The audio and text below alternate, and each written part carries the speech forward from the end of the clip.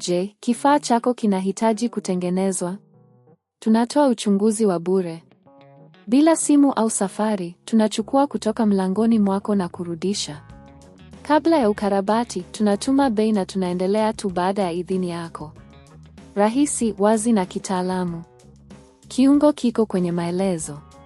Kwanza, ni muhimu kufanya uchunguzi wa awali kabla ya kuanza ukarabati. Angalia kama mashine yako imeunganishwa kwenye umeme na kama kuna mzunguko wa umeme. Pia, thibitisha kuwa nyaya za umeme hazijaharibika. Ikiwa kila kitu kinaonekana sawa, fuata hatua zifuatazo. Kukagua nguvu. Kwanza, angalia na uhakikishe kuwa kuna umeme kwenye soketi.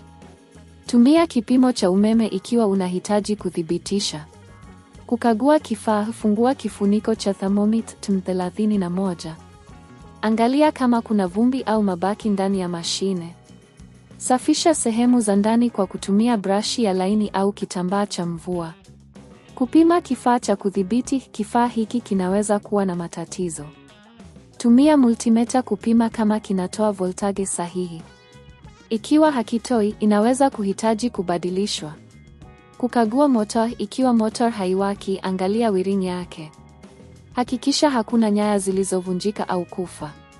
Ikiwa unapitia matatizo, unaweza kuhitaji kubadilisha motor. Kukagua sehemu za mvutano. Sehemu za mvutano kama vile blades zinapaswa kuwa katika hali nzuri. Hakikisha hazijaharibika au kutu. Ikiwa zimeharibiwa, ni vyema kubadilisha. Huduma ya kichomea. Kichomea kinaweza kuhitaji huduma. Safisha kichomea na uondoe vumbi au mabaki yaliyokusanyika. Uchunguzi wa mwisho. Baada ya kukamilisha uchunguzi huu, jaribu kuwasha mashine.